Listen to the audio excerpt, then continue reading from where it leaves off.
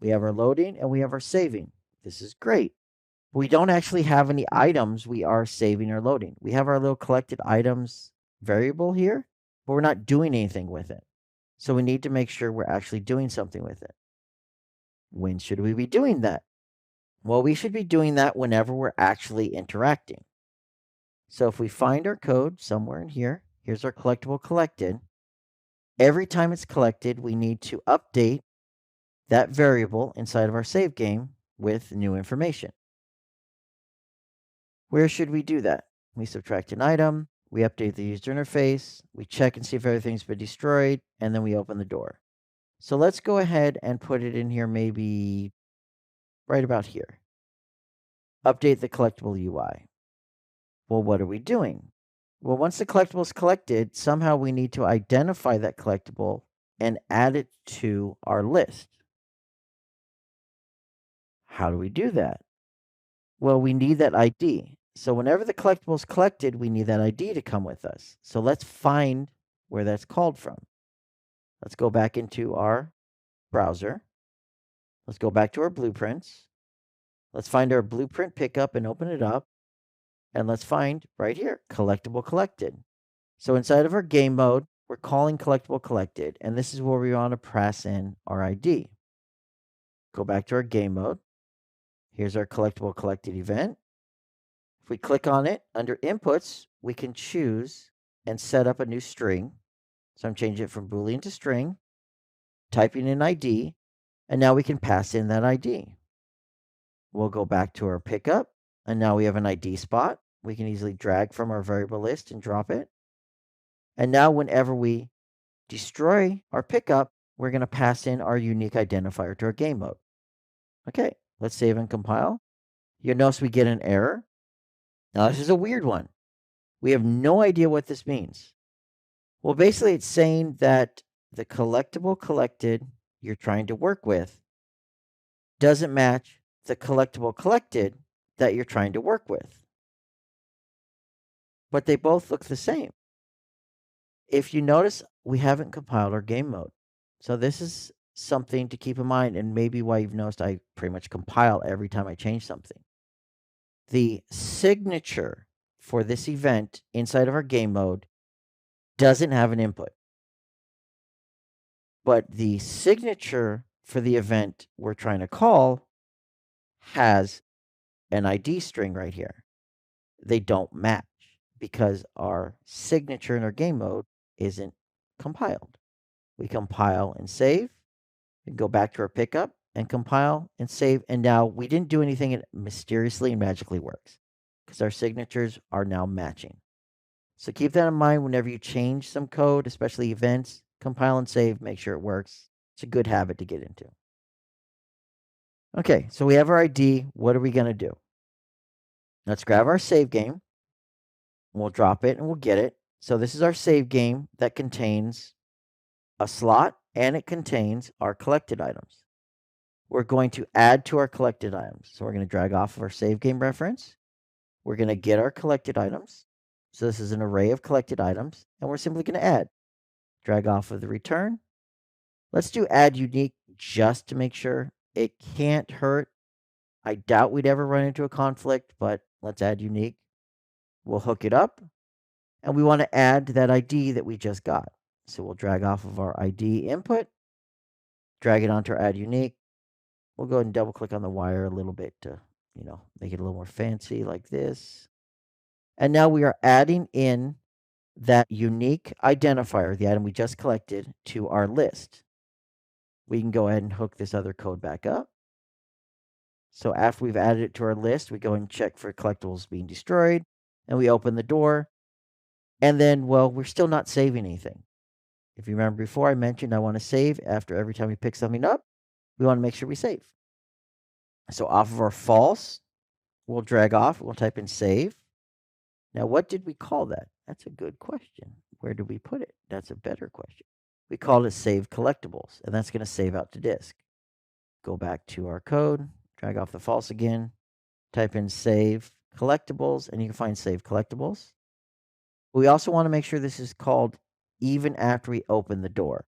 So we basically, anytime we do something here, we want to save our collectibles array.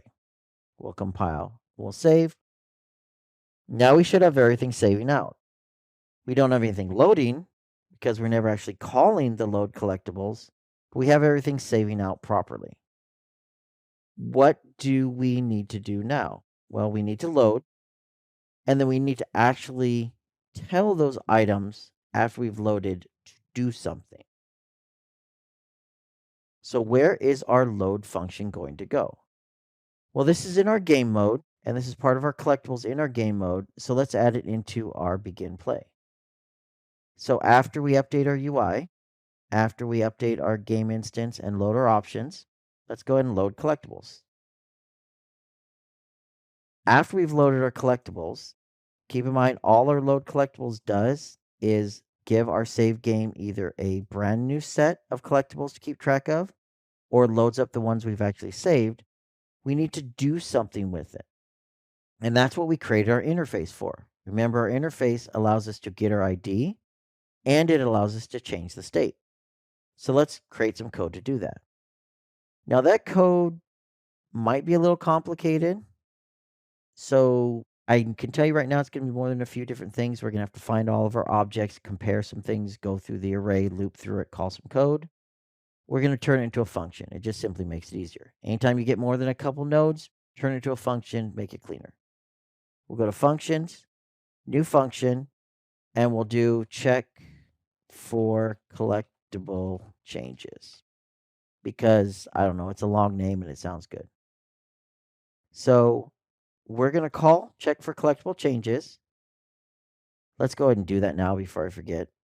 Let's go to event graph. After we load them, we're going to check for collectible changes. We can drag off and drop, and now we'll call that. That way we don't forget later. We're like, oh, why didn't it load up? Well, because we forgot to check. So now we're going to load, and then we're going to check. Double click to check again. What's the check going to do?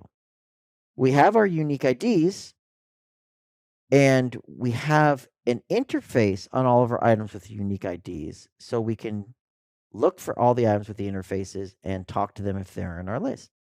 Simple as that. Drag off our check.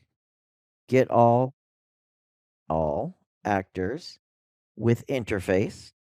This is going to give us an array of everything that has an interface. And gee, we have an interface called BPI_interactable. Everything that's interactable with, we want to actually see if it's inside of our saved array. So we're going to loop through each of these. So we're going to for loop for each loop, hook it up to our execute. And every single item with an interface, we're going to say, hey, are you inside of our list? Do you have the matching ID? If so, we've already collected you. Go ahead and do whatever you need to do. We've already stepped on you. Go ahead and do whatever you do. Whatever you want. We've interacted with you before. You're on our interacted list. Finish, do your interaction again. Well, how do we do that? Well, we've gone ahead. We've looped through them. We want to get the ID from here and compare it to our list. Well, guess what? We can drag off the array element, type get ID, and look, under BPI interactable, we have a get ID because we created that generic interface to generically talk to a generic item and ask it for its ID if it has one. So now that we have the ID on the item we're talking to, so let's say we have 4 coins in the level, we're talking to the first coin, we've got its ID. What do we want to do with it? Well, we need to see if it matches our saved IDs. We'll grab our reference to our save game. Remember before I mentioned we're going to be working with this a lot, so that's why we're keeping this save game inside of our game mode. And we're going to type in, well, not contains yet, get, let's scroll down, get our collected items variable. So now we have an array of collected items. Drag off the array and type contains. Does it contain an item? Well, what item are we checking to see if it contains? Well, does it contain the ID of the item we're talking to right now?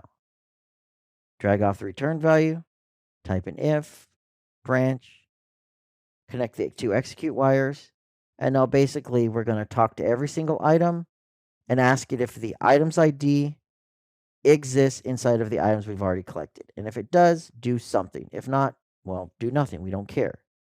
Well, what do we want to do? Well, we created another Blueprint interface event called change state, so call change state. A message, change state. Who do we want to tell to change state? The item we're looping through right here. So we'll just drag up off of our array element, connect it, do a little bit more fancy blueprint wire work like that. And that should be the basics of our code. And I'll compile and save. So, hey, can you be interacted with? If you can, what's your ID? Does that ID exist in our saved list of IDs for collected items? Yes or no? Yes, we'll go ahead and change your state. We've already worked with you before. Compile and save again, just because it's habit. In theory, a lot of this stuff looks like it's good.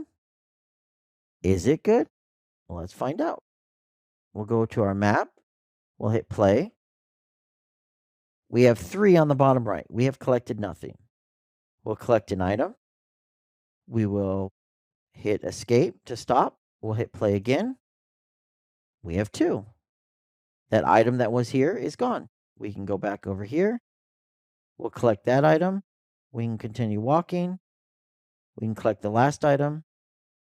After we've collected the last item, we have none, and the door is opened. We can quit out. We can wait a second or two just to show there's not stuff in memory. We'll hit play again. You notice the bottom right says 0, and our door's open.